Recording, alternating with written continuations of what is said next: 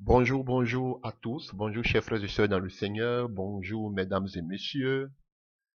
Je suis dans la joie, encore en ce jour, en ce soir, en ce matin. Alléluia. D'être encore avec vous pour continuer sur le thème dont nous sommes en train de traiter depuis un certain temps. Nous parlons du ciel. Alléluia.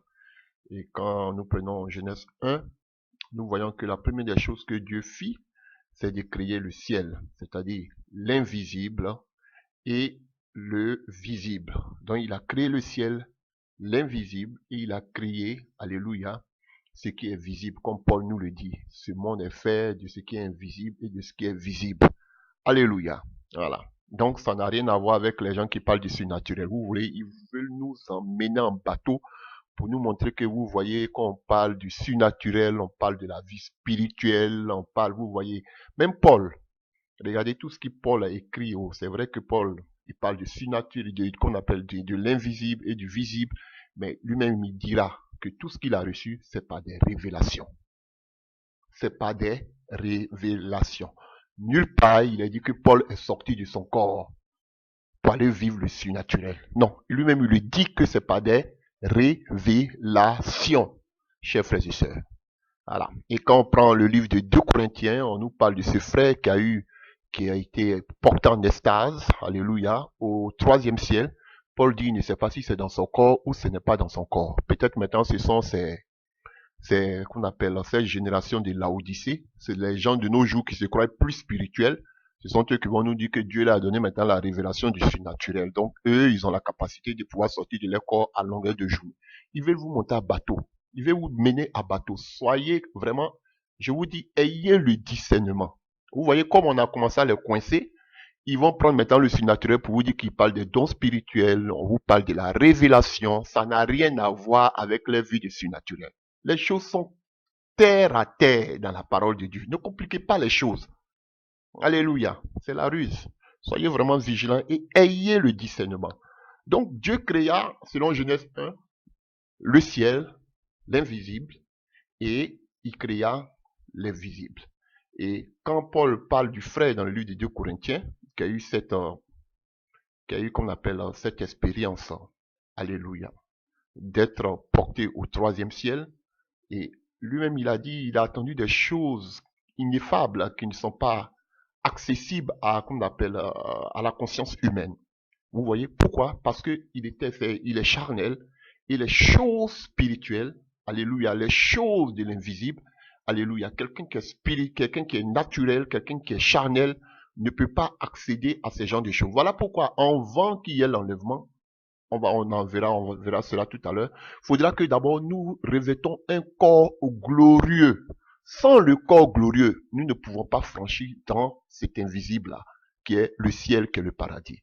Mais ces occultistes-là qui parlent aujourd'hui du voyage astral, qui parlent aujourd'hui de surnaturel, ils peuvent se dédoubler, ils peuvent faire le voyage astral. Alléluia. Mais ils ne peuvent pas accéder au troisième ciel. C'est là la différence. Alléluia. Donc aujourd'hui, chers frères et sœurs, nous voulons parler dans la même lancée. Hein. Donc nous voulons parler aujourd'hui de la montée du Seigneur Jésus-Christ de Nazareth que on appelle l'ascension. Donc nous voulons parler de la montée de Jésus-Christ de Nazareth au ciel. Alléluia. Ou le retour de Jésus-Christ de Nazareth au ciel. Parce qu'on sait qu'il est venu du ciel. Alléluia. Donc vous avez déjà appris, déjà lu, déjà entendu partout. Il y a eu même une date, alléluia, pour, on appelle, pour cette fête, ils appellent une fête, pour parler de l'Ascension, qui est un jour férié, chômé, payé. Alléluia. Donc, vous avez déjà entendu ce mot, l'Ascension, alléluia. Mais aujourd'hui, nous ne voulons pas seulement parler, alléluia, de la montée de Jésus-Christ au ciel, mais nous voulons parler plus, hein, alléluia, de l'effet, alléluia, que cela produit le fait que le Seigneur soit monté au ciel, alléluia. Qu'est-ce que cela nous apporte en tant que chrétiens, alléluia. Et pourquoi le Seigneur est monté, alléluia. C'est ce que nous voulons voir aujourd'hui. Sinon, tout le monde sait que Jésus-Christ est monté. Alléluia. Et nous allons parler alléluia, de la montée brièvement de Jésus-Christ de Nazareth à partir des textes du Nouveau Testament. Et à la suite, nous allons voir ce que la montée de Jésus-Christ, en quoi cela a été profitable, un avantage pour l'Église. Alléluia. C'est vraiment important. Alléluia. Et ces gens de choses, vous avez besoin de les connaître. On peut venir prêcher sur tout, la puissance du Saint-Esprit, la délivrance. Ça, on va en prêcher, on va en parler. Mais pour le moment, il faut que vous soyez mis dans la doctrine. C'est très important. Parce que la doctrine peut t'amener à l'enfer. Oui, il y a tellement de mauvaises doctrines. Alléluia. Donc, je vais en citer une tout à l'heure. Alléluia. Donc, en parlant de la montée au ciel, alléluia, la Bible déjà nous mentionne plusieurs montées, des personnes qui sont montées au ciel dans la Bible. Alléluia. Et la première personne qui est mentionnée dans la Bible, qui a été enlevée, qui est montée au ciel, c'est Enoch. Alléluia. Le 7e. Alléluia. Depuis la création. Alléluia. Nous allons voir que Enoch, dans le livre de Genèse 5, à partir du verset 24. Alléluia. Il fut trouvé juste auprès de Dieu, aux yeux de Dieu, et il fut enlevé. Donc, on le voit dans le livre de Genèse 5, à partir du verset 24. C'est la première personne qui fut enlevée au ciel. Alléluia. Et le livre de 2 Rois 2, à partir du verset 1 à 12, 2 Rois 2, à partir du verset 1 à 12, nous parle de la deuxième personne qui est montée, qui a été enlevée au ciel sur un char. Il s'agit d'Élie. Alléluia. Donc, voici les deux personnes qui ont précédé Christ. Bon, je ne peux même pas parler de précéder parce que Christ a toujours été au ciel. Donc, voici les deux personnes qui sont montées au ciel, chers frères et sœurs. Donc, c'est une réalité, le ciel. Le troisième ciel est une réalité. Bon, voilà. Ce sont des choses dont les gens ne veulent pas en parler. Bon, dites-moi, où Élie est parti? Où Enoch est-il parti? On dit qu'ils ont été trouvés justes auprès, ils ont été trouvés justes aux yeux de Dieu. Dieu les a enlevés au ciel.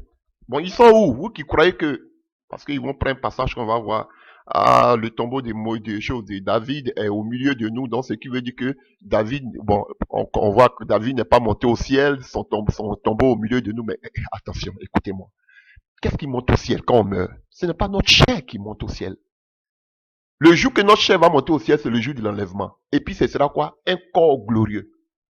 Donc, le corps de Moïse, qu'on appelle le tombeau de David, peut être au milieu de nous, au milieu du peuple d'Israël, mais cela ne veut pas dire que son âme aussi est au milieu. Alléluia. Et on va voir dans le même passage que David aussi parlait de quoi? Du séjour des morts. Et on en a parlé maintes fois. De là, Dieu les a enlevés. Ils étaient enlevés, ils sont montés. Alléluia. Donc, voici déjà Élie et Enoch. Ils ont été enlevés. Où sont-ils allés? Si vous pensez que le ciel n'existe pas, le paradis n'existe pas. Dieu les a enlevés. Il fut trouvé juste. Dieu les a enlevés vers le ciel. Où sont-ils allés? Au séjour des morts? Non. Parce que vous-même vous attendez séjour des morts. Donc, ils ne sont pas morts. Dieu les a enlevés. Où sont-ils? Alléluia. Moïse. On ne sait même pas où Dieu a enlevé, a enterré Moïse. Et l'âme de Moïse ne fut pas trouvée dans le séjour des morts. Selon Jude, et Satan est venu réclamer l'âme de Moïse. Donc si l'âme de Moïse n'était pas au séjour des morts, où se trouve l'âme de Moïse? Ça, ce sont des questions auxquelles vous devez répondre. Vous allez dire que c'est un mystère. C'est pas un mystère, c'est clair. Alléluia. Alléluia. Donc, dans tout le Nouveau Testament, alléluia, pour parler de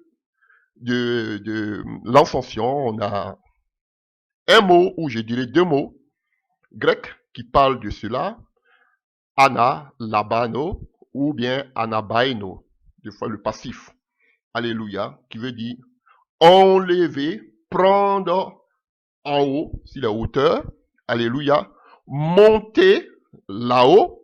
Donc, lorsqu'on parle de l'ascension de Jésus-Christ, ce sont généralement ces deux mots qui sont utilisés. Chers frères et sœurs.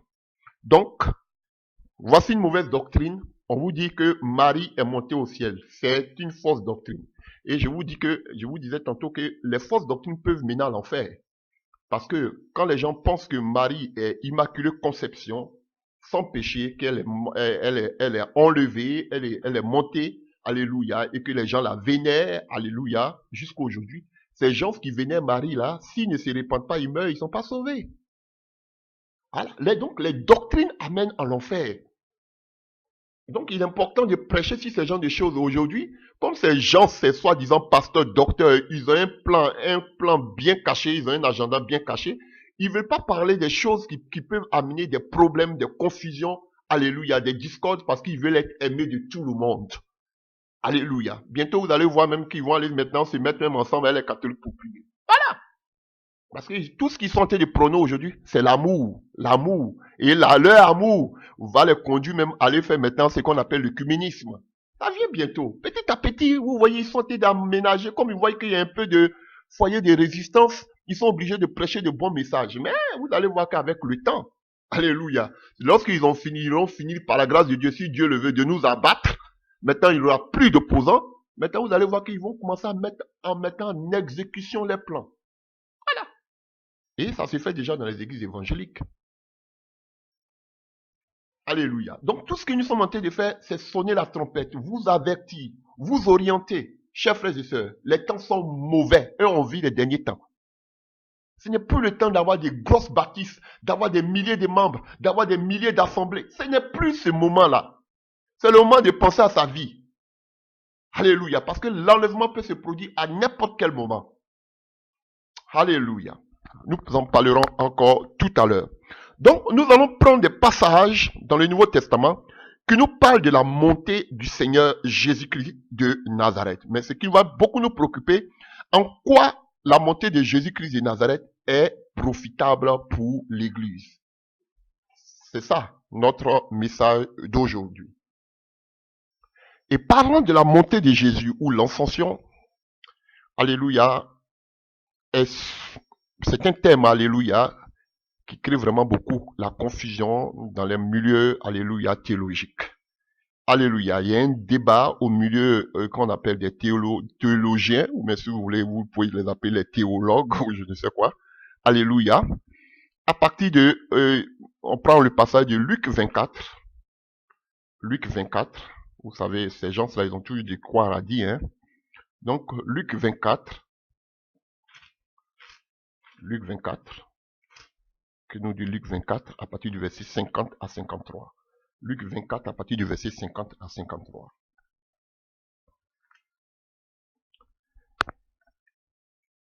Il les conduisit vers Béthanie. Ça veut dire Jésus conduisit ses disciples vers Béthanie et ayant levé les mains, il les bénit. Pendant qu'il les bénissait, il se sépara d'eux et il fut enlevé au ciel. Pour eux, après l'avoir adoré, ils retournaient à Jérusalem avec une grande joie et ils étaient continuellement dans le temple, louant et bénissant Dieu. Donc, nous venons de lire Luc. Nous lisons maintenant Marc 16, à partir du verset 15. Puis il leur dit, allez par tout le monde et prêchez la bonne nouvelle à toute la création. Celui qui croira et qui sera baptisé sera sauvé, mais celui qui ne croira pas sera condamné. Voici les miracles qui accompagneraient ceux qui auront cru en mon nom. Ils chasseront les démons, ils parleront de nouvelles langues, ils saisiront des serpents. S'ils boivent quelques breuvages mortels, il ne leur fera point de mal. Ils imposeront les mains aux malades et les malades seront guéris. Le Seigneur, après, alléluia. Donc, comme vous voyez tout ça là, on ne nous dit pas qu'on doit sortir de notre corps, on doit faire le voyage astral. On n'a pas besoin ou bien le surnaturel. Dans tout ça là, où est le surnaturel dedans? C'est vrai que ce sont des dons de l'esprit, mais alléluia. On ne parle pas du surnaturel ici. Alléluia. Le Seigneur, après les avoir parlé, fut enlevé au ciel et il s'assit à la droite de Dieu. Donc vous voyez, ici Marc et Luc, que nous venons de lire, sont identiques. Jésus-Christ fut enlevé au ciel. Voilà maintenant ce qui crée confusion. On le voit dans le livre de... Vous voyez les théologiens là. Alléluia. Dans le livre des Actes des Apôtres, 1 à partir du verset 9. Actes des Apôtres 1 à partir du verset 9. Après avoir dit cela, il fit élever pendant qu'il le regardait. Et une nuée le déreba à leurs yeux. Vous comprenez? Donc les théologiens disent, ah mais Mais il y a un problème. On a vu Luc, le même Luc, parce que c'est le même Luc aussi qui a écrit le livre des Actes des Apôtres. Dans le livre de Luc, il dit que Jésus a été enlevé au ciel. Marc aussi dit la même chose. Mais dans le livre des Actes des Apôtres, on nous dit qu'il était quoi? Alléluia. Une nuée le déroba. Donc, pour les théologiens, ils vous disent que le fait que on parle des nuées, ça n'a rien à voir avec le fait que Jésus-Christ fut enlevé au ciel. Donc, il y a confusion. Donc, Jésus, il se pourrait qu'il ne soit pas enlevé au ciel, parce que, mais on parle des nuées, il était enlevé dans les nuées. Parce que cette histoire des nuées là, c'est pas la première fois qu'on voit ça dans la Bible. Donc, eux ils disent qu'il y a une confusion, il y a quelque chose qui cloche. Voilà ce qu'ils vous disent. Alléluia. Et si quel verset il s'appuie, on va prendre deux versets. Il s'appuie sur le verset de Luc 9. Sur le verset de Luc 9, que nous allons lire. Luc 9, à partir du verset 34. Luc 9, à partir du verset 34. Comme il parlait ainsi, une nuée vient les couvrir et les disciples furent saisis de frayeur en les voyant entrer dans la nuée. Et de la nuée sortit une voix qui dit, celui-ci est mon fils élu, écoutez-le. Vous avez compris? Donc ici, on parle de quoi? De la montagne de transfiguration. Donc on nous dit, de la même manière que Luc dit que Jésus a été enlevé dans les nuées, dans une nuée, ou bien sur des nuées, c'est la même manière, c'est la même chose c'est la même image que nous voyons ici sur la montagne de transfiguration. Donc pour eux, Jésus n'est pas fait. Quand on dit Jésus, il était enlevé dans une nuée, cela ne sous-entend pas qu'il est allé au ciel. Voici ce que disent les théologiens. Donc si la montée même de Jésus, il y a problème, il y a palabre. Excusez-moi pour le thème. Alléluia. Et ils ne s'arrêtent pas là, les théologiens. Ils vont encore plus loin. Ils prennent le passage de Exode, encore. Exode 24. Exode 24, à partir du verset 15. Exode 24, à partir du verset 15. Et qu'est-ce qu'ils disent? Ils disent quoi? Moïse monta sur la montagne, et la nuée couvrit la montagne. La gloire de l'Éternel reposa sur la montagne de Sinaï. Et la nuée la couvrit pendant 6 jours. Le 7e jour, l'Éternel appela Moïse du milieu de la nuée. L'aspect de la gloire de l'Éternel était comme un feu dévorant sur le sommet de la montagne aux yeux des enfants d'Israël. Moïse entra au milieu de la nuée et il monta sur la montagne. Moïse demeura sur la montagne 40 jours et 40 nuits. Donc, ils vous disent que quand Actes des Apôtres 1 nous dit que Jésus est entré, il était enlevé sur des nuées, donc pour eux, on peut pas dire que Jésus est monté au ciel. Alléluia. Parce qu'on parle des nuées. Alors qu'on voit dans le livre de Luc et dans le livre de Marc que Jésus a été enlevé au ciel. Mais eux, c'est le passage des Actes des Apôtres où on parle des nuées là. C'est là eux disent que non, il y a problème. Alléluia, chers frères et sœurs. Vous voyez le diable? Donc ils veulent nous montrer que Jésus n'est pas allé au ciel. C'est terrible. Regardez aujourd'hui combien de prédicateurs parlent sur l'enlèvement, sur la montée de Jésus, sur le retour de Jésus. Regardez. Ils n'ont pas le temps pour ça. Ils vont vous envoyer des messages. Regardez ces gourous là. Ils vont vous envoyer des messages pour vous faire endormir. Ils passent ici des passages. Ils vous amènent là-bas. Ils vont vous donner, ils vont faire des corrélations. Tout cela pour vous prendre. Pourquoi ils ne donnent pas des messages terre à terre, calme, que tout le monde peut comprendre? Ou bien, si ce n'est pas ces messages pour vous embrouiller, ces vieux là, quel message ils vont vous donner maintenant les autres là, les perroquets comme j'ai l'habitude de les appeler? Ils vont vous parler des faits de société. Et aujourd'hui, tout le monde mord à la maison parce que c'est les faits de société. Et tout le monde vient entendre ce genre de choses. Mais l'essentiel même de l'espérance en Christ, là, on n'en parle pas. Non, c'est compliqué. Ce sont des suppositions. Personne n'a, dans la science infuse, personne ne sait réellement ce qui va se passer. Mais vous êtes des comédiens. On a tout au devant de nous. Donc, chers frères et sœurs, voici la confusion même déjà qui règne dans le milieu théologien, dans ces écoles théologiques. Donc, pour eux, Jésus n'a pas été enlevé au ciel. Voilà. Voici ce qu'ils disent. Alléluia. Et quand on vous parle aussi qu'on appelle de la montée qu'on appelle de la montée d'Élie et d'Enoch, ils vont prendre des livres aussi pour en parler de cela, tels que les livres deutérocanoniques, Siracide, Maccabée, tout cela parle de cela. Alléluia. Ils font même allusion même à la mythologie romaine. Alléluia. Chers frères et sœurs, je vous dis, vous parlez des Romulus et qu'on appelle Héraclès. Vous voyez, tout ça pour dire que aussi, eux aussi, ils sont allés au ciel. Donc, ils veulent mettre la confusion pour nous dire que notre sauveur n'est pas monté au ciel. Alléluia. Donc, chers frères et sœurs, nous allons approfondir, nous allons aller de l'avant. Donc, ce que vous devez retenir, c'est que Luc et Marc que nous avons lu nous disent que Jésus-Christ a été enlevé au ciel. N'écoutez pas ce qu'ils disent par rapport aux nuées. Et nous allons voir que tout ce qu'ils sont en train de dire, sur la base des Écritures, nous allons les contredire. Alléluia.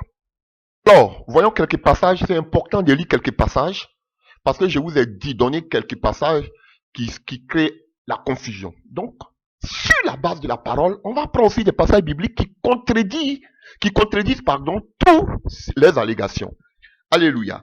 Donc, Jean 6, à partir du verset 52. Là-dessus, les Juifs discutaient entre eux, disant, comment peux-tu nous donner sa chair à manger? Alléluia. Jésus est en train de prêcher, il disait que leur père, les Israélites, ils ont mangé la manne dans le désert, ils sont morts. Mais lui, le pain venu du ciel, on doit le manger. Et les Juifs, discutant eux, et disaient, mais comment peut-il nous donner sa chair à manger? Alléluia. Et Jésus dit, en vérité, je vous le dis, si vous ne mangez pas la chair du Fils de l'homme, et si vous ne buvez pas son sang, vous n'avez point la vie en vous.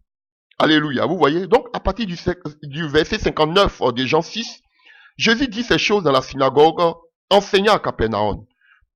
À partir du verset 60, plusieurs de ses disciples, après l'avoir entendu dire, cette parole est dure, qui peut l'écouter?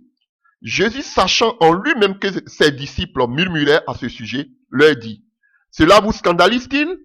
Et si vous voyez le Fils de l'homme monter où il était auparavant, c'est l'esprit qui vivifie, la chair n'y sert à rien. Alléluia. Les paroles que je vous ai dites sont esprit et vie.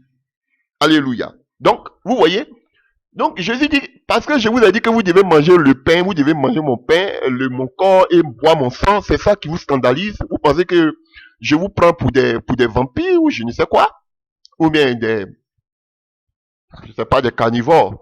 Mais, et si maintenant vous me voyez monter, vous allez dire quoi? Là, et il précise, alléluia. Lisons, et si vous voyez le Fils de l'homme monter où il était auparavant, Jésus parle de son ascension. Et il dit que là où il monte au ciel, là, il était déjà là auparavant, il était déjà là-bas. Alléluia. Donc, vous voyez, donc ils n'ont pas cru que Jésus-Christ pouvait ressusciter. Voilà pourquoi quand Jésus est mort, ils ont mis des soldats là pointés devant le tombeau. Parce qu'ils ont dit que Jésus, ils ont dit à Pilate que Jésus, c'est ce qu'on appelle, usurpateur a dit que s'il meurt, il allait ressusciter le 3e jour. Alléluia. Vous voyez? Et c'est ce qu'ils disent aujourd'hui les théologiens. Mais Jésus dit que ils sont scandalisés, mais lui, maintenant, si eux le voient en train de monter, ils vont dire quoi? Voilà pourquoi quand Jésus montait, il s'est révélé seulement qu'à ses disciples pendant qu'il montait. D'autant me diront, mais pourquoi il n'est pas monté devant tout le monde comme ça? Tout le monde allait croire en lui, mais pourquoi il va le faire? Alléluia. Il a fait devant ceux qui croyaient en lui. Et on va voir maintenant pourquoi il est monté. Qu'est-ce que cela a amené dans la vie de ses apôtres? Alléluia. Donc, ici, ce passage nous dit que Jésus dit aux pharisiens et autres, si vous me voyez monter où j'étais auparavant, qu'est-ce que vous allez dire? Donc, ça veut dire que Jésus, avant de venir sur la terre, il était déjà quelque part. Voilà pourquoi j'ai donné le thème, le retour de Jésus-Christ au ciel. Parce qu'il dit qu'il était déjà là-bas auparavant. Et on peut continuer avec d'autres passages. Alléluia. Prenons le passage de Jean. Alléluia. Jean 20, à partir du verset 17. C'est après sa résurrection, Marie de Magdala qui vient au tombeau. Et elle voit Jésus, mais elle ne le reconnaît pas. À partir du verset 17, Jésus lui dit, ne me touche pas, car je ne suis pas encore monté vers mon Père. Mais va trouver mes frères et dis-leur que je monte vers mon Père et votre Père, vers mon Dieu et votre Dieu. Marie de Magdala alla annoncer aux disciples qu'elle avait vu le Seigneur et qu'il lui avait dit ces paroles. Alléluia. Donc, Jésus nous dit ici encore qu'il devait monter vers son Père. On va déconstruire les théologiens qui disent que non, à cause de la nuée, donc ça veut dire que Jésus aime rester dans la nuée, Jésus n'est pas monté. On va les déconstruire à partir même des passages bibliques. Ils ont eu seulement 2 passages bibliques. La transfiguration et Moïse sur la montagne. Mais nous, on va prendre plein de passages bibliques, beaucoup de passages bibliques pour les confondre. Ces théologiens, alléluia, pareil tous, alléluia. Mais la grande majorité, alléluia. Allons-y encore. On va les déconstruire. Actes des apôtres. Actes des apôtres 1, à partir du verset 1. Théophile, j'ai parlé dans mon premier livre de tout ce que Jésus-Christ a commencé de faire et d'enseigner dès le commencement jusqu'au jour où il fut enlevé au ciel. Alléluia. Donc, le même Luc aussi, nous, ça c'était juste avant. Alléluia. Et tout ce qu'ils ont vu, eux c'est après. Verset 9. Alléluia. Les nuées, qu'on appelle une nuée le déroba. Vous on dit une nuée la cachée. C'est ce qu'il dit, Actes des apôtres 1, verset 9. Donc une nuée la cachée. Donc ils disent, si une nuée a caché Jésus, c'est comme si la montagne de transfiguration, et puis c'est comme pour Moïse sur la montagne. Donc Jésus a été caché. Ça n'avait pas dit que Jésus allait au ciel. C'est ce qu'ils sont en train de dire. Mais ici, Acte 1, à partir du verset 2, nous dit que Jésus-Christ a été enlevé au ciel. Ça c'est Luc qui écrit à Théophile. Alléluia. Vous voyez un grec. Voilà. Donc nous continuons. On va les déconstruire. Acte, toujours dans le même passage, Acte 1, à partir du verset 22. Jésus a vécu avec nous depuis le baptême des Jean jusqu'au jour où il a été enlevé du milieu de nous. Donc Jésus a été enlevé du milieu de nous, des humains. Alléluia. Mais eux disent que, voilà, vous avez vu la nuée l'a dérobé, l'a caché. Voilà, c'est qu'il y a un problème, il y a une confusion. Ce passage crée la confusion. Voilà, voici le passage dont je parlais. Acte 2 à partir du verset 33. Si vous voulez, on peut prendre à partir du verset 31. Alléluia. À partir du verset 29. Hommes frères, qu'il ne soit permis de vous dire librement au sujet du patriarche David qui est mort et qu'il a été enseveli et que son sépulcre existe encore aujourd'hui parmi nous. Comme il était prophète et qu'il savait que Dieu lui avait promis avec serment qu'il ferait naître le Christ de sa postérité selon la chair, mais le faire asseoir sur son trône, c'est la résurrection de Christ qu'il a prévu et annoncé en disant qu'il ne serait pas abandonné dans le séjour des morts. Donc David savait qu'il partait dans le séjour des morts. Alléluia. Et que sa chair ne verrait pas la corruption. C'est Jésus que Dieu a ressuscité. Nous en sommes tous témoins. Élevé par la gloire de Dieu, il a reçu du Père le Saint-Esprit qui avait été promis et il a répondu comme vous le voyez et l'entendez.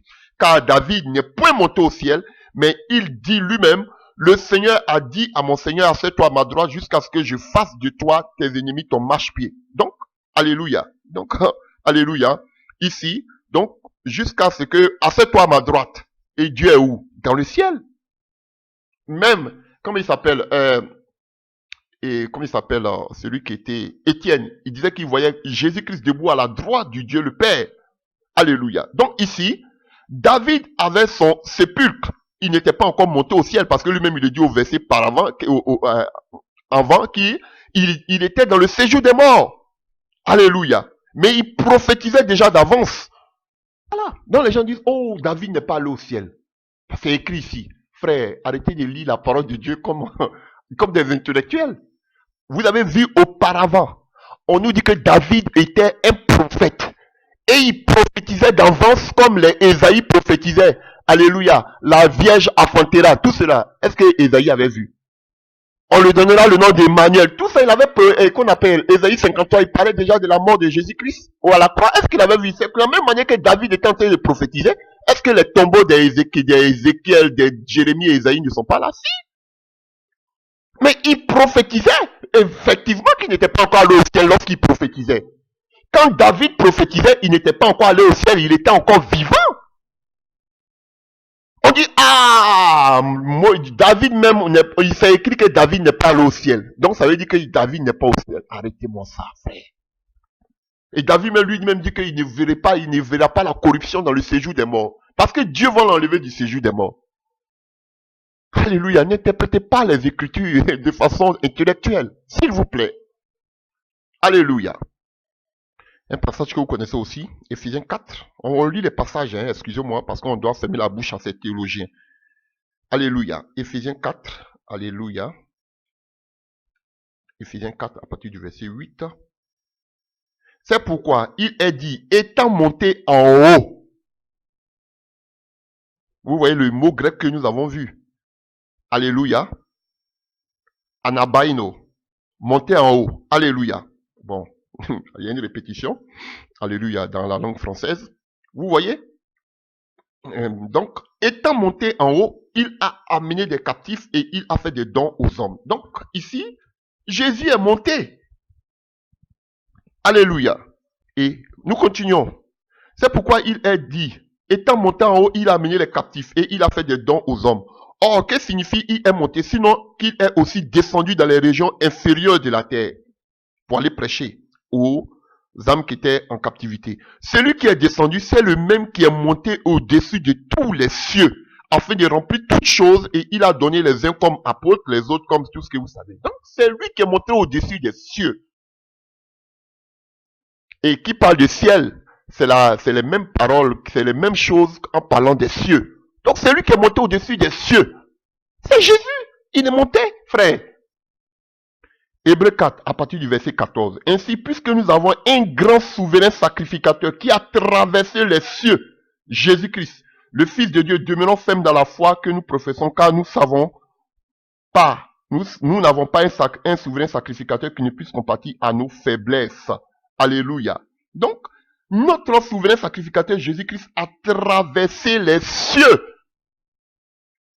Alléluia. C'est écrit.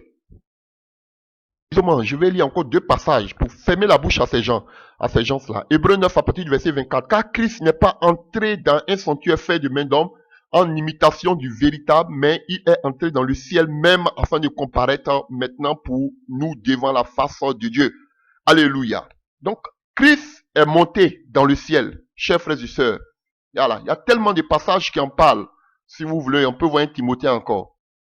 Lisons 1 Pierre 3 à partir du verset 22. Alléluia. Vous aussi, par la résurrection de Jésus-Christ qui est à la droite de Dieu depuis qu'il est allé au ciel et que les anges, les autorités, les puissances lui ont été soumis. Donc, il est au ciel. Alléluia. Il est allé au ciel. Mais les théologiens disent non, il est caché dans une nuée. Alléluia. Voilà. Donc, je sais pas. Allez, faisons la conclusion même maintenant.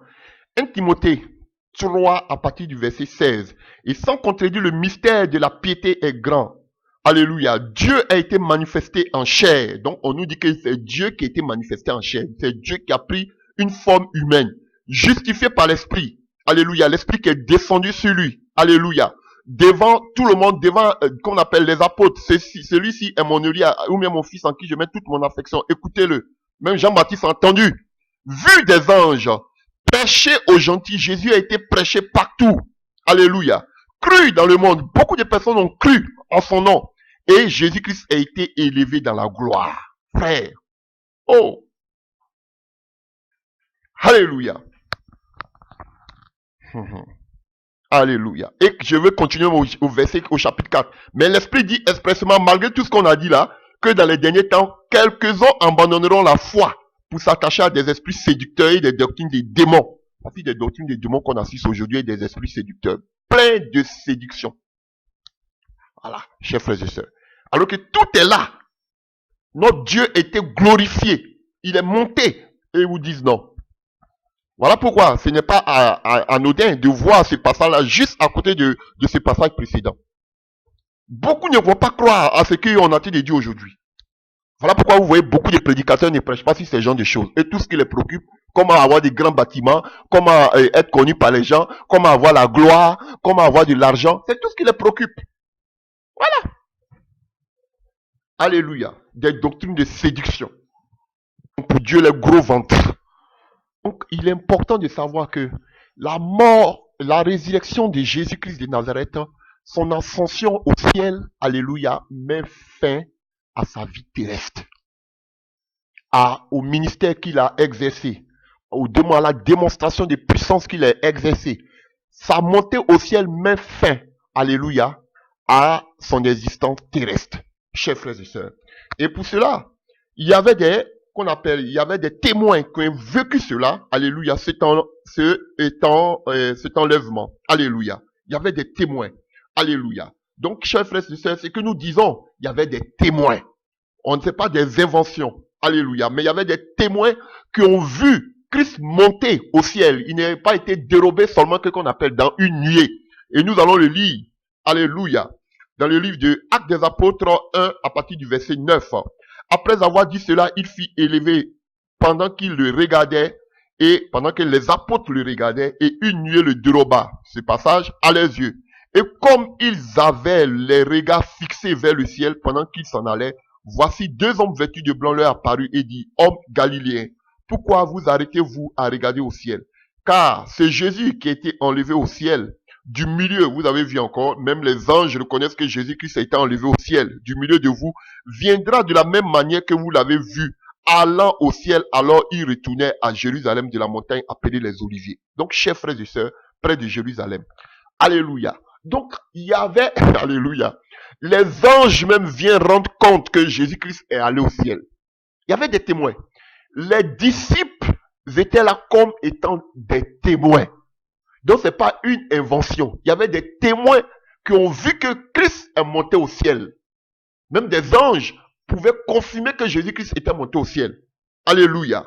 Et nous continuons. Alléluia. Continuons. À partir du verset 21 de ce Acte des Apôtres 1. On peut lire à partir du verset 20. Or, il est écrit dans le livre des psaumes que sa demeure devient déserte et que personne ne l'habite et qu'un autre prenne sa charge. Il faut donc que parmi ceux qui nous ont accompagnés tout le temps que le Seigneur Jésus-Christ a vécu avec nous depuis le baptême de Jean jusqu'au jour où il a été enlevé du milieu de nous. Comme les anges ont dit, de la même manière qu'il était enlevé du milieu de vous. Alléluia. Donc, il y avait des témoins oculaires qui ont vécu l'ascension de Jésus-Christ au ciel. Il y avait des témoins. Et Paul encore en parle dans le livre de 1 Corinthiens 15. 1 Corinthiens 15. Donc frère, ce n'est pas des histoires. Voilà. Ce n'est pas des affabulations. Alléluia. 1 Corinthiens 15 à partir du verset 5 à 8. Alléluia. J'ai dit 1 Corinthiens 15 à partir du verset 5 à 8. On peut aller un peu 1 Corinthiens 15 à partir du verset 1. Je vous rappelle, frères, l'évangile que je vous ai annoncé, que vous avez reçu, dans lequel vous avez persévéré et par lequel vous êtes sauvés. Si vous le retenez tel que je vous l'ai annoncé, autrement, vous aurez cru en vain. Je vous ai enseigné avant tout comment j'avais aussi reçu que Christ est mort pour nos péchés selon les Écritures, et qu'il a été enseveli, et qu'il est ressuscité le troisième jour selon les Écritures, et qu'il est apparu à ses faces. Vous voyez, à Pierre, il est apparu à Pierre, plus de 500 frères à la fois. Donc 500 frères à la fois ont vu Jésus-Christ ressuscité, dont la plupart sont encore vivants. Quand Paul parlait, il parlait de son temps.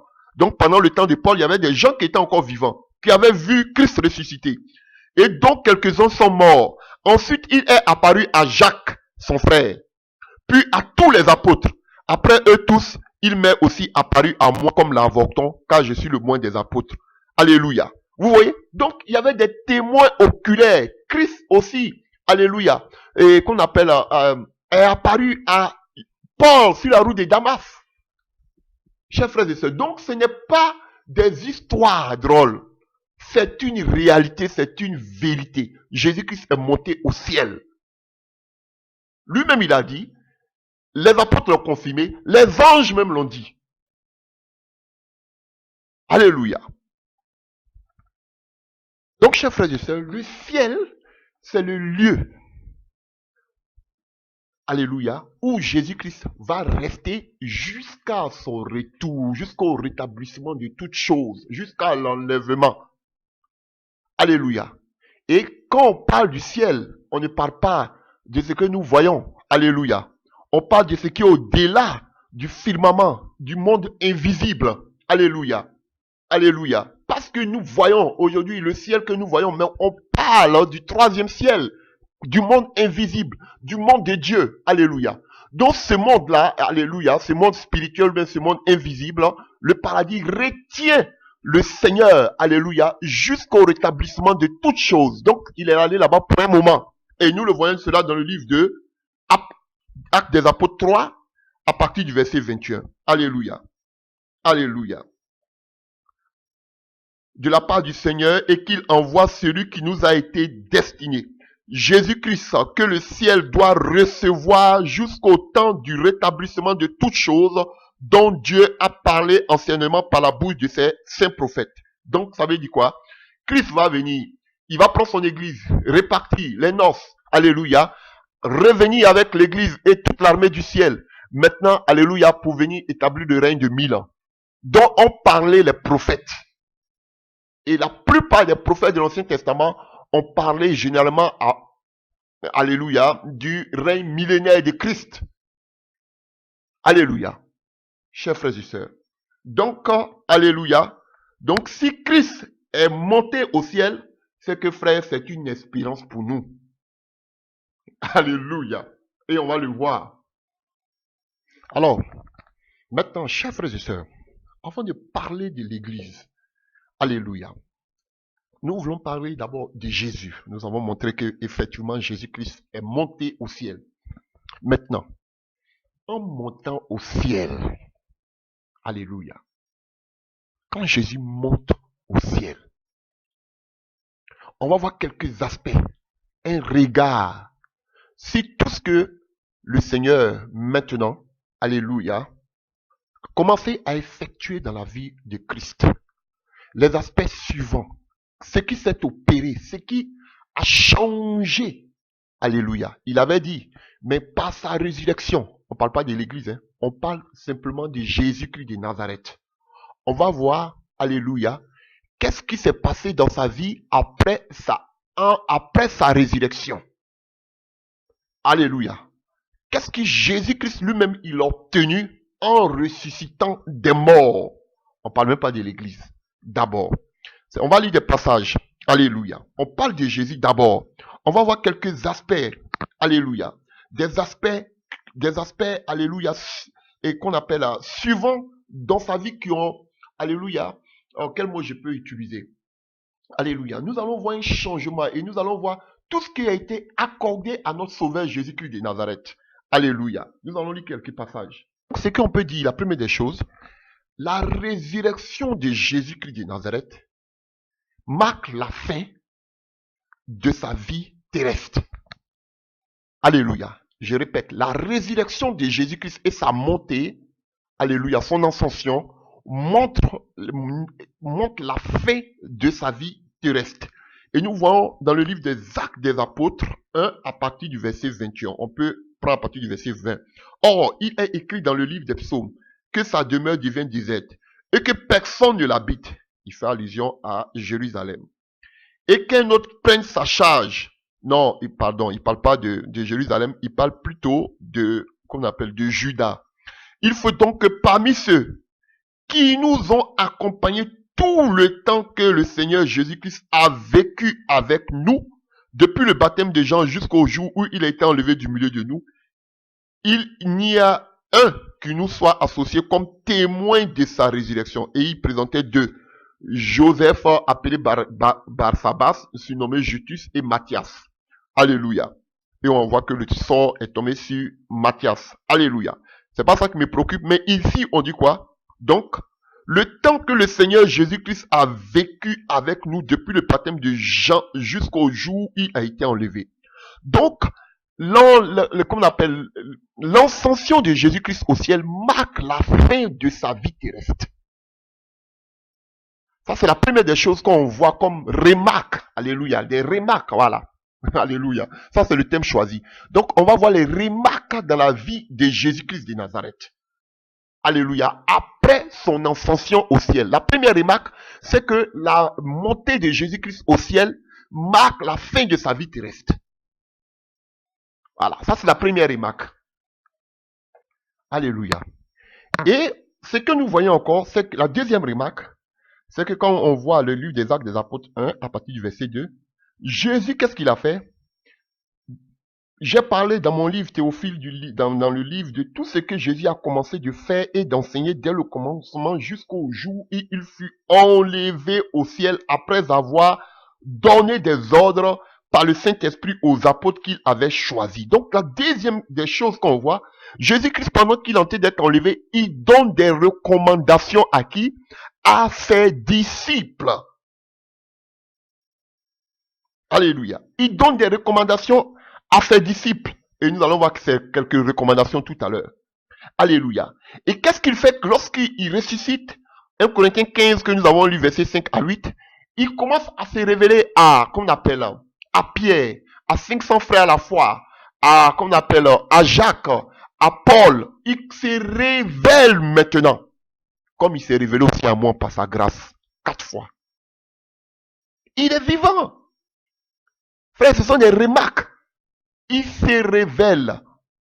Alléluia. Mais on nous disait que, oh, alléluia. Il vivait, oh, alléluia. Une révélation me vient. Reprenons ce passage. J'ai parlé, Théophile, j'ai parlé dans mon premier livre de tout ce que Jésus-Christ a commencé de faire et d'enseigner dès le commencement jusqu'au jour où il fut enlevé, après avoir donné des ordres par le Saint-Esprit aux apôtres qu'il avait choisis. Donc, il était avec eux, il a donné des ordres, il a donné des responsabilités, il a donné des missions. Alléluia.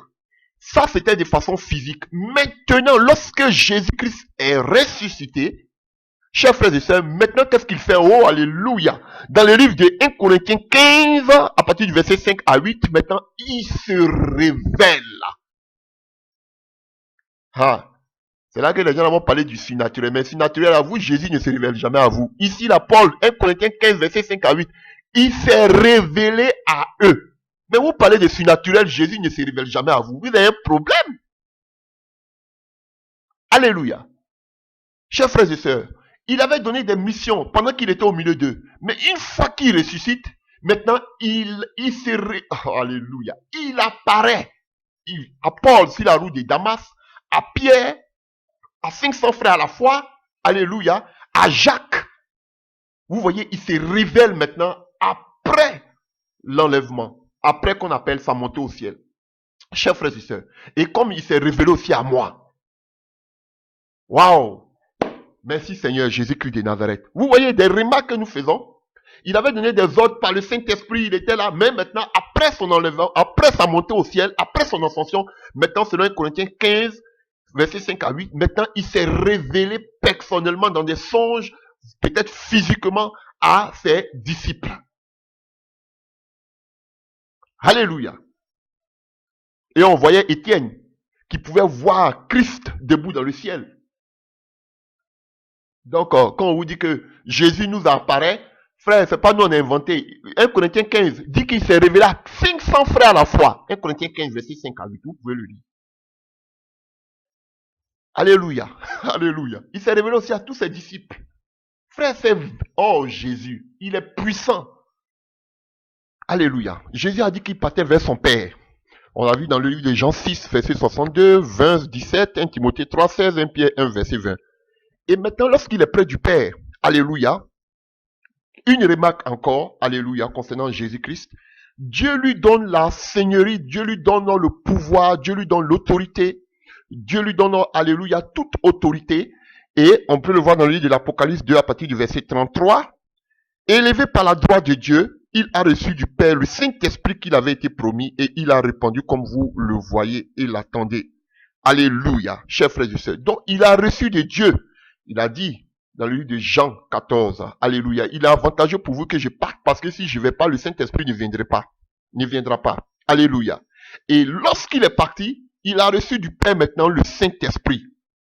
Alléluia. Apocalypse 2, verset 36 aussi, on peut le voir. Actes des Apôtres 2, verset 36. Alléluia. Et nous voyons que toute la maison d'Israël sache donc que, avec certitude que Dieu a fait Seigneur et Christ, c'est Jésus que vous avez crucifié. Donc, Dieu a fait de Jésus-Christ Seigneur par sa mort et par sa résurrection, par son ascension. Maintenant, il est monté vers son Père, il est devenu Seigneur, chers frères et sœurs. Marc 16, verset 19, que vous connaissez. Alléluia. Il faut qu'on s'y balade dans la parole, frère. Voilà. Marc 16, à partir du verset 39. À partir du verset 19, pardon. Alléluia. Marc 16, à partir du verset 19. Le Seigneur, après leur avoir parlé, fut enlevé au ciel et il s'assit à la droite de Dieu. Vous voyez? On a vu que tout à l'heure, il avait donné des ordres dans le livre des Actes des Apôtres 1 aux disciples.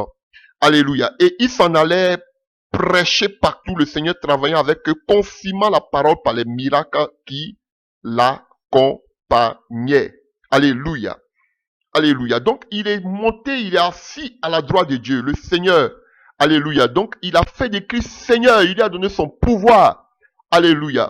Donc, il lui a donné le pouvoir aussi, alléluia, que ce soit dans le ciel comme sur la terre, que vous voyez, que vous connaissez dans le livre de Matthieu 28.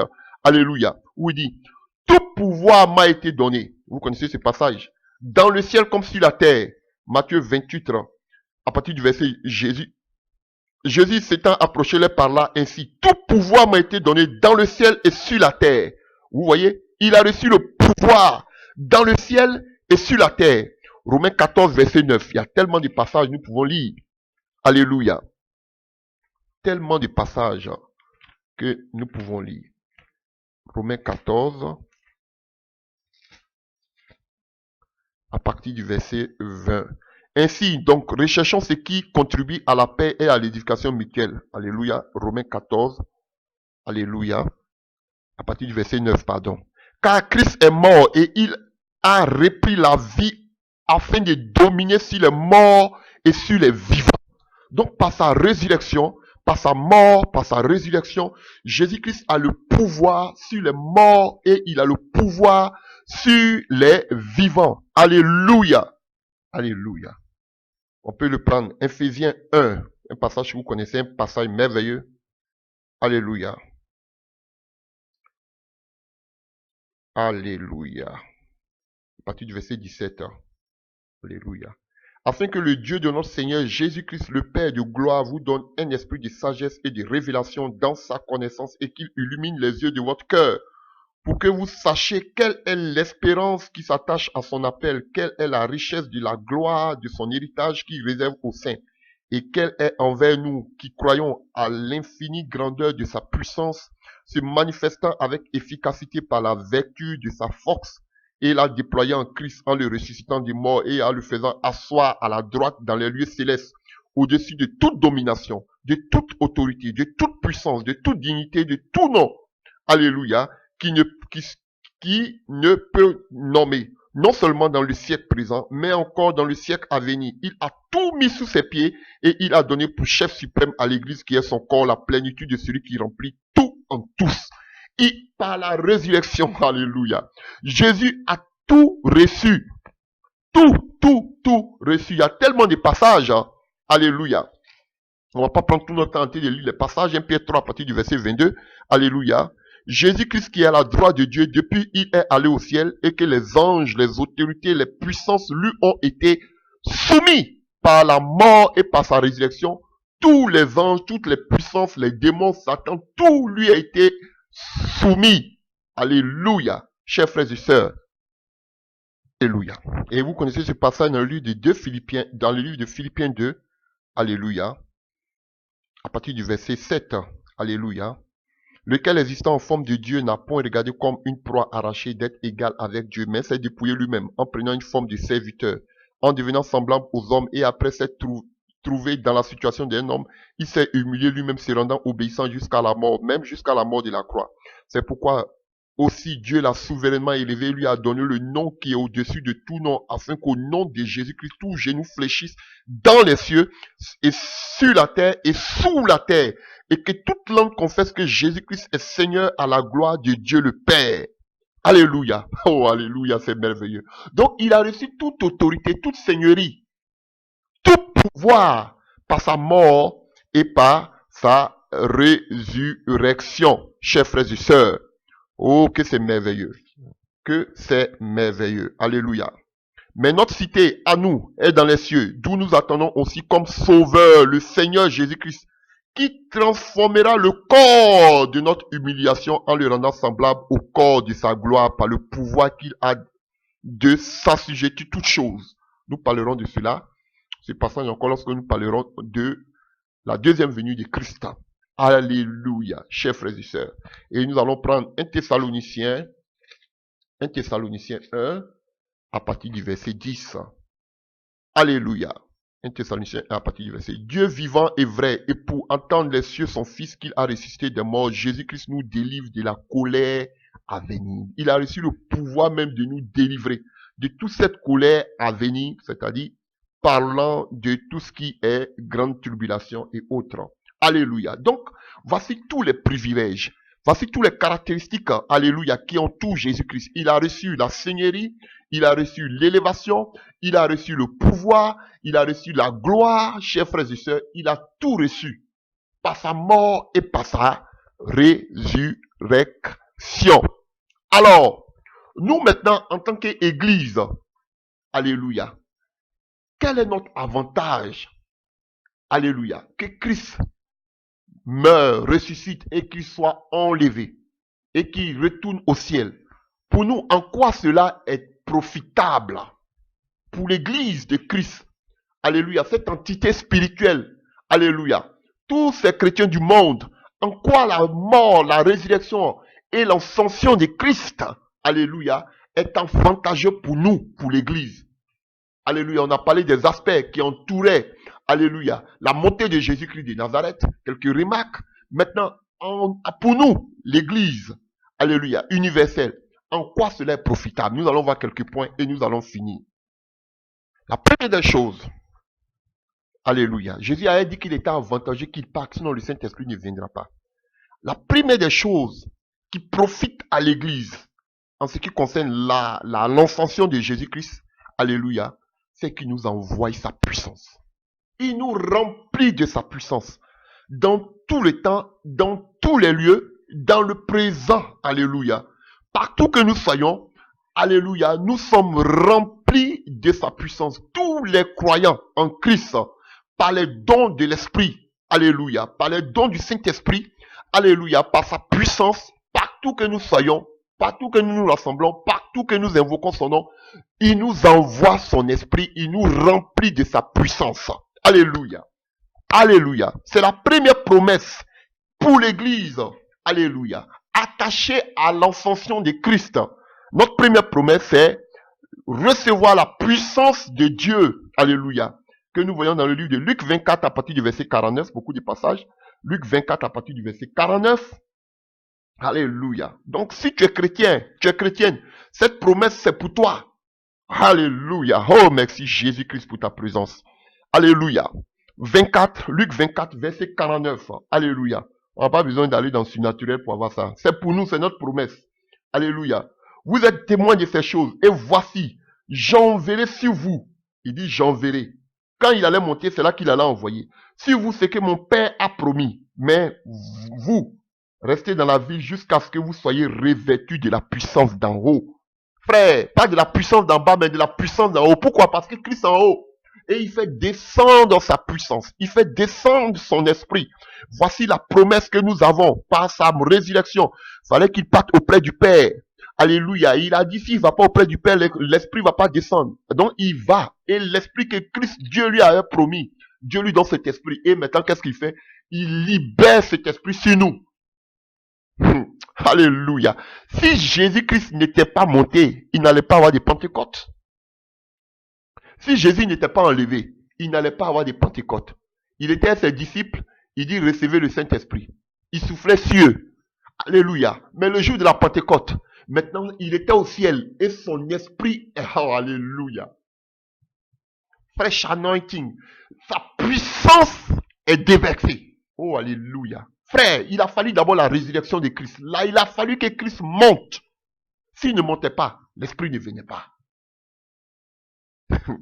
Alléluia. On peut lire encore. Si je vous ai dit. Alors, donc nous continuons. On a lu Luc 24 à partir du verset 49 Maintenant, nous lisons Jean, que vous connaissez. Jean 14, à partir du verset 16. Alléluia. Si vous m'aimez, gardez mes commandements. Et moi, je prierai le Père, et il vous donnera un autre consolateur, afin qu'il demeure éternellement avec vous. Et ce consolateur, c'est l'esprit de vérité que le monde ne peut pas recevoir. Donc, quelqu'un qui n'est pas né en Jésus-Christ, qui est du monde, ne peut pas recevoir ce Saint-Esprit-là. Parce qu'il ne le voit point et ne le connaît point. Mais vous, vous le connaissez, car il demeure en vous et il sera en vous. Alléluia, je ne vous laisserai pas orphelin, je viendrai à vous encore un peu de temps et le monde ne me verra plus. Mais vous, vous me verrez, car je vis et vous vivrez. Car je vis et vous vivrez aussi. En ce jour, vous connaîtrez que je suis en mon Père et que vous êtes en moi. Alléluia. Merci frère, je suis rempli de la puissance, de Jésus-Christ de Nazareth. Alléluia. Oh, alléluia. Jean 15, 26. Jean 15, merci Seigneur pour ces promesses. Frère, voici nos promesses. Alléluia. Mais cela est arrivé afin que s'accomplisse la parole qui est écrite dans leur loi.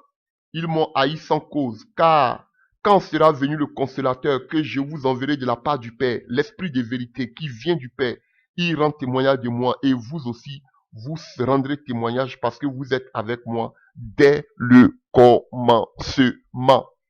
Vous voulez qu'on continue encore quelques passages? Alléluia. Alléluia. Vous voulez qu'on continue quelques passages? Un passage que vous connaissez, Actes des Apôtres 1, à partir du verset 8. Actes des Apôtres 1, à partir de... Mais vous recevrez une puissance du Saint-Esprit survenant sur vous. Et vous serez mes témoins à Jérusalem, dans toute la Judée, dans la Samarie, jusqu'aux extrémités de la terre. Vous voyez, vous recevrez. C'est Jésus qui disait, alléluia, cela devait arriver après son ascension au ciel. Alléluia. Donc pourquoi vous dites que Jésus n'est pas à monter? Parce que si Jésus ne montait pas, l'Esprit de Dieu ne pouvait pas descendre. Alléluia. Donc il est bel et bien monté. Alléluia. Actes des Apôtres 2, à partir du verset 33. Chers frères et sœurs, alléluia. Élevé par la droite de Dieu, il a reçu du Père le Saint-Esprit qu'il avait été promis. Et il a répandu comme vous le voyez et l'entendez. Oh, alléluia. Ça, c'est le jour de la Pentecôte. Hein. Alléluia. Oh, alléluia. Alléluia. Merci Jésus-Christ. Prenons Jean 14, à partir du verset 5. Maintenant, je m'en vais vers celui qui m'a envoyé. Et aucun de vous ne me demande où vas-tu. Mais parce que je vous ai dit ces choses, la tristesse a rempli votre cœur. Cependant, je vous dis, il est avantageux pour vous que je m'en aille. Car si je ne m'en vais pas, le consolateur ne viendra pas vers vous. Mais si je m'en vais, je vous l'enverrai. Et quand il sera venu, il convaincra le monde en tout ce que vous savez. Alléluia. Donc, il annonçait son départ à ses disciples. Mais ses disciples étaient tristes. Il dit c'est important. Parce que si je ne vais pas, le Saint-Esprit ne vient pas. Ah, vous avez compris? Jésus est avec les disciples. Il y avait des miracles. Mais il y a la vie chrétienne, l'église, cette entité spirituelle ne se résumait pas seulement qu'aux disciples. Il y a toute l'humanité. Une grande partie de l'humanité qui allait donner leur vie à Jésus. Eux aussi, ils ont besoin de cette puissance, de cet esprit. Alléluia. Mais les disciples voyaient à eux seulement, il faut que le maître reste avec nous. Mais Jésus voyait grand. Il était avantageux non seulement pour les disciples, mais pour toute cette, alléluia, cette qu'on appelle panoplie de chrétiens, qui allait naître après les apôtres. Nous autres. Jésus pensait à cela parce qu'il est Dieu, il voit dans l'avenir. Mais les apôtres, ils pensaient qu'à eux, le maître doit rester au milieu. Jésus dit non, il est avantageux, je dois partir. C'est pas seulement pour vous, mais pour tous les chrétiens qui vont venir après vous. Ils ont besoin de cet esprit maintenant, chers frères et sœurs. Vous voyez? Et Jésus dit il est avantageux, c'est-à-dire s'il ne partait pas, l'esprit de Dieu ne venait pas. Donc vous voyez, frère, nous devons nous réjouir de la montée de Jésus-Christ qu'on appelle au ciel. Parce que s'il ne montait pas, l'esprit de Dieu ne descendait pas. Alléluia. Oh, merci Jésus. Alors, frère, alléluia. Le retour de Jésus aussi dépend maintenant de la grande commission. dépend maintenant de la mission. Par la montée de Jésus, il confie une mission aux disciples. Ah oui, à tous les enfants de Dieu que nous sommes. Il nous a envoyé le Saint-Esprit, c'était une promesse. Mais nous avons maintenant une mission. Ah oui, Luc 24 à partir du verset 49. Alléluia. Nous avons déjà lu ça. Matthieu 24 du moins à partir du verset 14. Alléluia. Cette bonne nouvelle du royaume sera prêchée dans le monde entier pour servir de témoignage. On n'a pas dit que tout le monde va se convertir, mais pour servir de témoignage, pour dire que tu as entendu la parole de Dieu. Toi, fais ta mission seulement, c'est d'annoncer l'évangile. Et si les gens se sont convertis, ils ne sont pas convertis, ça, c'est pas ton problème. Tu ne peux pas les faire convertir par ta propre force. Toi, annonce l'évangile. L'essentiel, ils ont compris que Jésus-Christ est Seigneur. Alléluia. À toutes les nations, alors viendra la fin. Donc, la fin est conditionnée par l'expansion de l'évangile dans le monde entier. Quand je vous vois en train de vous inviter comme à la queue leu, vous suivez à la queue leu des vieillards, vous suivez à la queue leu, soit vous vous retrouvez tous à 5, à 6, à 10, à 20 dans un programme. Qu'est-ce que vous voulez démontrer? Vous êtes aussi puissant, vous avez aussi l'onction, mais séparez-vous comme les disciples et puis chacun n'a qu'à aller dans son côté dans le monde entier annoncer l'évangile. Vous suivez, je ne sais pas. Alléluia. Vous êtes tenté de vous suivre comme des fourmis là, je ne sais pas là. Vous êtes nombreux comme ça pour une seule journée. Ah, vous êtes remplis de puissance, mais dégagez-vous dans le monde entier. C'est ça. Allons-y annoncer l'évangile. Il y a des lieux qui n'ont pas entendu parler de l'évangile. De prendre des lieux, des grands lieux en plein capital de la francophonie pour faire quoi? Du tapage. Mais vous faites la honte de l'évangile. Je vous dis. Vous faites la honte de l'évangile. Vous, ces vieillards-là, vous faites la honte de l'évangile. Vous allez voir, ils font toujours programme à 5, à 10, à 20, à 30. Pour montrer quoi? Séparez-vous un à un et puis allez-y. 2 à 2, allez-y dans le monde entier. Aujourd'hui, on vous invite ici, vous êtes à Paris. Demain, vous êtes en Côte d'Ivoire. Demain, après, vous êtes au Congo. Après, vous suivez tous comme ça. Mais vous faites honte. Bande de vieillards. Alléluia. Montrez l'exemple aux jeunes. Prenez des bottes et puis allez dans les coins reculés, allez annoncer l'évangile. Toujours tirant 5 à 5 épingles. Alléluia. Vous êtes toujours en tête de sur les affiches. Je vois même la tête des autres, mais quand je regarde les visages, on dirait des nounous. Alléluia. Oh. À cause de, comment vous appelez votre quoi shop là, que vous faites sur internet là. Ah, mais vraiment, que le Seigneur ait pitié de nous. Alléluia. Donc, chers frères et sœurs, le retour du Seigneur Jésus-Christ dépend de cette mission. Alléluia. Il nous a donné l'esprit. Alléluia. Et vous le voyez encore à Matthieu 28, verset 19. Bon, fondu Photoshop. Voilà. Matthieu 28, verset 19. Ils sont beaux comme ça sur les affiches. J'imagine Pierre ou bien Paul sur les affiches. Vous êtes vaincus. Matthieu 28, à partir du verset 19. Alléluia. Jésus s'est approché de leur par là. Ainsi, tout pouvoir m'a été donné dans le ciel et sur la terre. Allez, faites de toutes les nations des disciples. Voici la mission. Il nous avait promis l'esprit, il nous a donné. Mais il nous donne aussi la mission. Ah oui, l'église. Alléluia. Tout ça, c'est avant qu'ils soient enlevés, hein, qu'il a été de parler de ça avant qu'ils partent. Hein. Voilà. Voici la mission qu'il nous donne. Marc 16, 15. Tout ça, vous connaissez. Alléluia. Marc 16, à partir du verset 15. Alléluia. Puis il a dit, allez par tout le monde, prêchez la bonne nouvelle à toute la création. Celui qui croit et qui sera baptisé sera sauvé, mais celui qui ne croit pas sera mort. Voici les miracles qui accompagneront ceux qui auront cru. En mon nom, ils chasseront les démons, ils parleront de nouvelles langues, ils saisiront des serpents, s'ils boivent quelques programmes mortels, il ne leur fera point de mal. Ils imposeront les mains aux malades et les malades seront guéris. Le Seigneur, après leur avoir parlé, fut enlevé au ciel. Donc c'est avant d'être enlevé au ciel qu'il a dit tout ça. Waouh! Donc si le Seigneur n'était pas enlevé tout ça là, l'église là, oh mais c'est merveilleux. Merci Seigneur parce que tu es monté au ciel. Cela était profitable pour nous. Alléluia. C'était profitable pour l'église. Alléluia. Luc 24, nous avons lu déjà. Luc 24 encore. Luc 24 à partir du verset 46 à 48. Et il leur dit, ainsi est écrit que le Christ souffrirait et qu'il ressusciterait des morts le troisième jour et que pour la repentance et le pardon des péchés serait prêché en son nom à toutes les nations, à commencer par Jérusalem. Vous êtes témoins de ces choses. Et voici, j'enverrai sur vous ce que mon Père a promis. Mais vous restez dans la ville jusqu'à ce que vous soyez revêtus de la puissance d'en haut. Alléluia. Il est conduit jusqu'à vers Béthanie et ayant levé les mains, il est béni. Pendant qu'il les bénissait, il se sépara d'eux, il fut enlevé au ciel. Vous voyez? Donc il a donné toute la mission ici. Le pardon des péchés sera prêché à mon nom dans toutes les nations. Dans toutes les nations. On n'a pas dit seulement à Paris où rassemblé à 50 orateurs. Mais vous êtes des comédiens, vous là. 50 orateurs. Vous avez la puissance comme ça. Mais allez-y dans les villages les plus reculés. On dit que la parole doit être prêchée à toutes les nations. Pas seulement à Paris. Toujours à Paris, vous vous concentrez. Ou bien ça à Abidjan. Alléluia. Vous suivez comme Dieu, je ne sais pas. Des vieillards, des jeunes, tout mélangé là-bas. C'est la confusion totale. Vous recevez la puissance. Vous êtes tenté de faire votre prodada là, votre vous-vous-là, le net là. Vous avez cette puissance.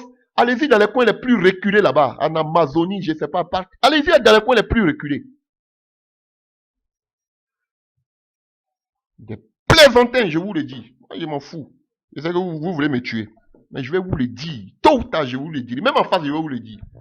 Je sais que vous allez chercher à me tuer. Mais je vous le dirai jusqu'à ce que vous m'enlevez le souffle. Si Dieu même aussi le permet. Le permettre, pardon. Alléluia. Donc, vous voyez, frère, voici cette promesse. Alléluia. Oh, alléluia. Et nous avons encore, ça, on a vu déjà la promesse que Dieu nous avait la promesse donnée par Dieu, le Saint-Esprit. Il nous donne la mission. Alléluia. Alléluia. Dans le monde entier. Notre ordre de mission. Alléluia. Et une troisième des choses merveilleuses encore, c'est que quoi, frère? Nous avons un intercesseur. Il nous donne le Saint-Esprit. Il nous donne la mission. Et qu'est-ce qu'il fait? Il intercède pour nous, puisqu'il a la droite du Père. Il intercède encore pour nous, pour que Dieu nous soutienne dans ce monde, parce que ce n'est pas facile. Donc, si Jésus n'était pas enlevé, s'il ne partait pas au ciel, il n'y a pas eu l'ascension, qui allait intercéder pour nous auprès du Père? Qui? Alléluia. Même dans le ciel, comme nous dit Apocalypse, ils ont cherché dans le ciel, mais qui allait venir mourir pour nous? Personne. Tout le monde s'est caché. S'il avait seulement l'agneau de Dieu qui était digne d'ouvrir le livre, qui va intercéder pour nous si Christ n'était pas monté au ciel? Qui allait intercéder pour nous? Oh, alléluia. Donc, il fallait que Christ parte. C'est important, l'église doit savoir. Il fallait qu'il parte pour que l'Esprit de Dieu vienne, pour qu'il nous donne la mission. Parce que pour que l'Esprit de Dieu vienne, pour que l'œuvre puisse grandir, pour qu'il y ait des miracles, des délivrances, des guérisons, tout ce qu'on a vu. Alléluia. Les apôtres seulement ne pouvaient pas faire. Pour preuve, tous les apôtres sont morts. Et ils ne voyaient pas cela, mais ils sont morts. Jésus étant Dieu, il savait ce qui allait les arriver. Et nous autres aussi, peut-être qu'ils vont nous tuer pour la parole de Dieu. Donc aussi, ce que nous sommes en train de dire aujourd'hui, la parole de Dieu, aussi va profiter à nos enfants et à nos petits-enfants, jusqu'à l'enlèvement. C'est important. Mais ils étaient égoïstes, ils voyaient seulement qu'à eux. Alléluia. Et ce que Dieu a fait par sa résurrection, par son enlèvement, Jésus-Christ, c'est pour toute l'humanité, d'éternité en éternité, jusqu'à l'enlèvement, jusqu'au rétablissement de toutes choses. Si nous, on n'est plus de cette terre quand nous mourons, alléluia, le Saint-Esprit est encore là pour nos enfants, pour les générations futures. Alléluia. Si nous mourons, que Jésus-Christ n'est pas encore revenu, la même mission est pour les chrétiens, nos enfants qui sont en Christ, qui doivent porter aussi l'évangile jusqu'aux extrémités de la terre.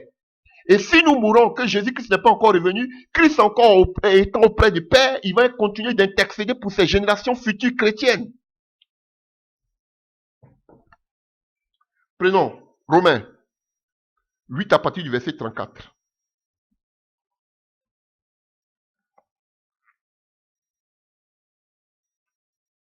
Christ est mort, bien plus, il est ressuscité. Et il est à la droite de Dieu et il intercède pour nous. Alors, si Christ intercède pour nous là, en tant qu'enfant de Dieu, alors regardez la suite à partir du verset 35. Qui va nous séparer de l'amour de Dieu?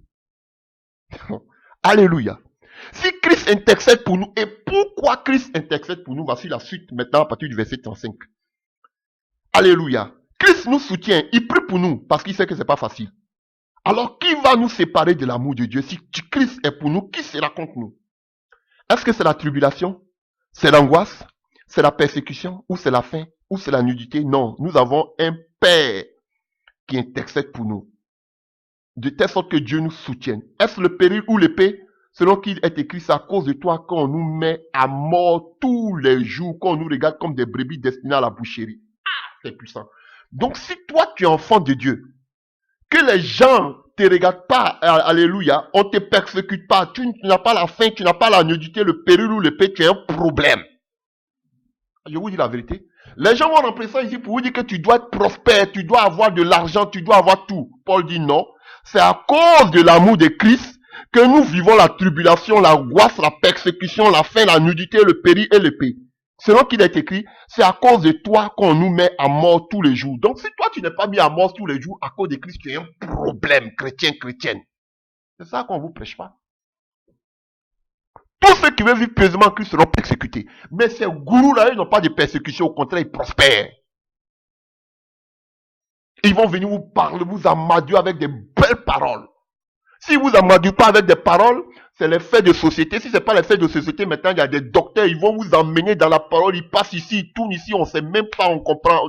Ils ont fini de prêcher, mais on n'a rien compris. On n'a rien compris. Parce que ce sont des docteurs professionnels. Rien que des embrouilles. La parole de Dieu est simple. Ne nous amenez pas trop. Alléluia. Alléluia. Qui nous séparera de l'amour de Dieu?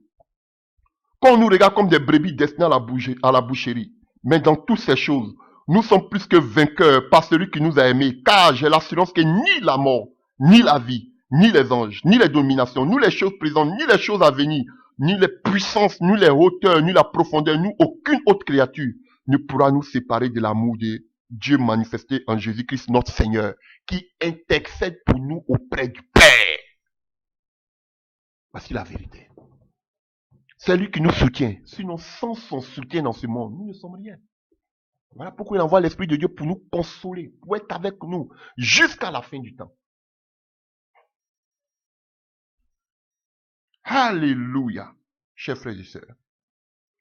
Et on a Hébreu aussi qui nous parle de cela. Alléluia. Et on a aussi 1 Jean 2 à partir du verset 1, on peut le prendre. 1 Jean 2.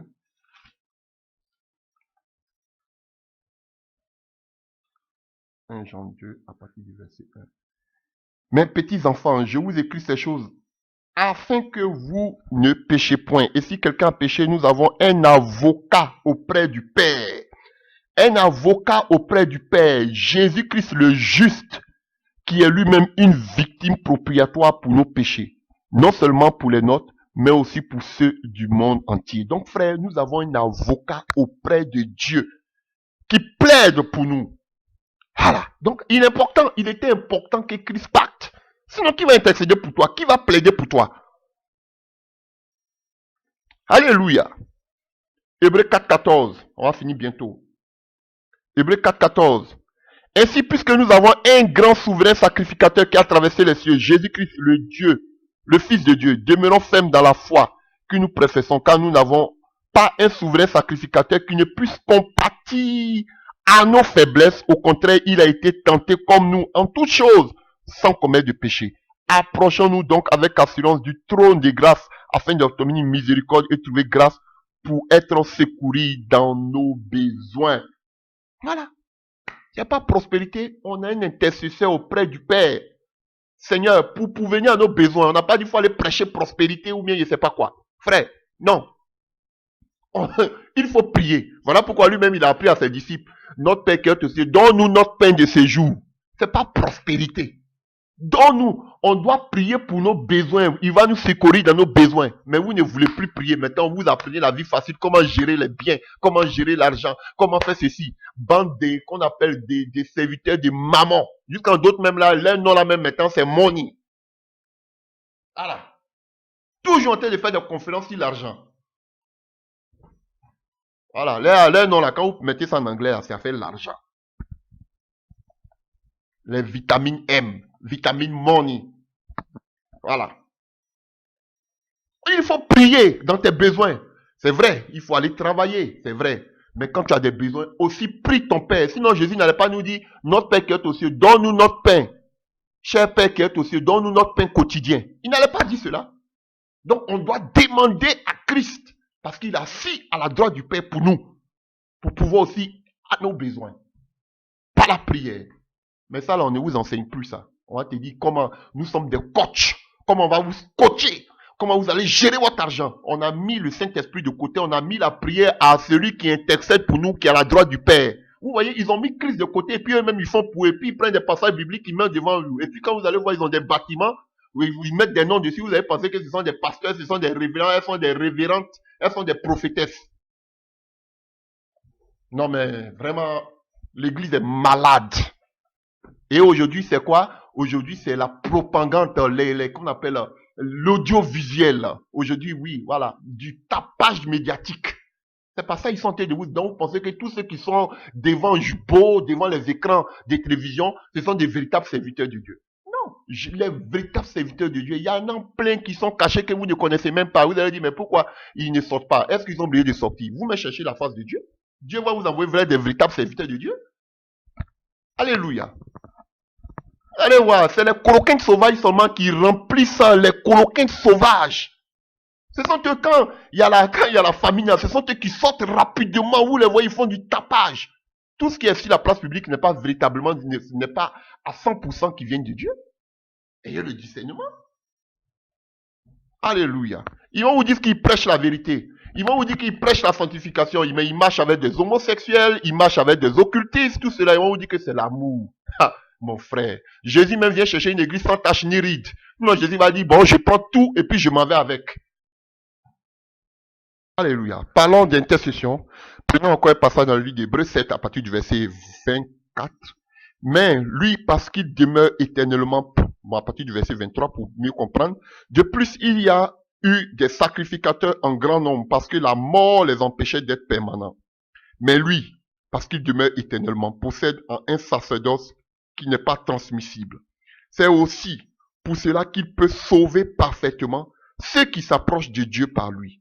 Étant toujours, par Jésus, bien évidemment, étant toujours vivant pour intercéder en leur faveur. Donc Dieu intercède en notre faveur. Voilà. Donc, frère, si Christ, alléluia, il n'était pas allé au ciel, il ne pouvait pas intercéder pour nous. Alléluia. Quand il était sur terre, il a prié le Père pour ses disciples. Il n'a pas perdu un d'entre eux. Mais maintenant, là, il est à côté du Père même. Donc, il peut bien manager même le Père, comme on dit en Côte d'Ivoire. Alléluia. Alléluia, chers frères et sœurs. Oh, frère, nous avons parlé de ce qu'on appelle, nous allons parler de Christ, à sa résurrection, ce qui s'est passé. Alléluia, quelques remarques. Et on voit maintenant en quoi la montée de Jésus est profitable pour l'Église. Nous avons dit que la première des choses, il était profitable pour l'Église parce que en montant, Jésus donne le Saint-Esprit à l'Église, il remplit l'Église, il bénit l'Église. Alléluia, la plénitude de son esprit à l'Église. Ça, c'est la première des choses. Deuxième des choses, en montant au ciel, il donne la mission à tout disciple de Christ d'annoncer l'Évangile jusqu'aux extrémités de la terre. Alléluia. Troisième des choses, en montant au ciel maintenant, qu'est-ce que Christ fait? Il intercède pour l'Église, pour tout chrétien. La quatrième des choses encore qui est avantageux pour nous, qui est une bonne promesse, c'est que quoi? Frère, alléluia. Il y a de l'espoir pour nous. Il y a de l'espérance pour nous. Alléluia. Tout chrétien a cette expérience, a cette espérance. Pourquoi? Parce que, à cette expérience, parce que la montée de Jésus-Christ annonce son retour. Alléluia. Et l'ange a dit aux disciples, de la même manière que vous l'avez vu aller, c'est comme ça qu'il va revenir. Alléluia. Alléluia. Si Jésus n'était pas monté, oh la présence de Dieu. S'il n'était pas monté, il ne pouvait pas nous montrer le chemin. Alléluia. Et les disciples regardaient au ciel et ils ont dit, ah, et les anges lui disent, mais de la manière qu'il est parti là, C'est comme ça qu'il va revenir. Donc, frère, il y a de l'espérance pour nous. Alléluia, notre foi n'est pas vaine. Fortifiez-vous. Si Christ est monté, ah là, c'est que ça annonce aussi son retour. Et nous avons l'espérance que Christ va venir nous chercher. Alléluia. Oh, c'est merveilleux. Voyons quelques passages. Jean 14, à partir du verset 2. À partir du verset 1. Que votre cœur ne se trouve point, enfant de Dieu, chrétien du monde. Que ton cœur ne se trouve point. Laissez les gens parler de surnaturel. Laissez les gens parler de l'argent, prospérité. Non, il ne faut pas que ton cœur va se troubler. C'est annoncé. Le péché sera son comble. Alléluia. Il ne faut pas que ton cœur se trouble. Face aux persécutions. Mais crois en Dieu et croyez en moi. Il y a plusieurs demeures dans la maison de mon Père. Jésus ne ment pas. Et on sait que la demeure du Père, c'est au 3e ciel, au paradis. Si cela n'était pas, je ne vous l'aurais pas dit. Jésus dit que s'il n'y a pas de maison là-bas, je ne vais pas vous dire qu'il n'y a pas de maison là-bas. Donc Jésus ne ment pas. Alléluia. Mais ça, on parle du monde invisible. Alléluia. Et le corps ne peut pas accéder là-bas. C'est l'âme. Voilà pourquoi le jour de l'enlèvement, qu'on va voir tout à l'heure, on doit monter aussi là-bas. Mais avec quoi? Un corps glorieux que Jésus avait lorsqu'il est ressuscité. Parce que le corps, la chair que le péché, alléluia, le corps mortel ne peut pas arriver là-bas. Ça, c'est la chair du péché. Chair que tu as jolie, que tu as été démaquillée tous les jours là. C'est chair du péché. Ça ne peut pas aller au ciel. Alléluia. Donc, s'il n'y a pas de demeure, je vous l'aurais dit. Je vais vous préparer une place. Donc, mon frère, ma soeur, qui est chrétien, faut te dire que Jésus-Christ allait te préparer une place. Donc, en montant là, Jésus allait te préparer aussi une place. Voici encore un autre avantage pour l'église.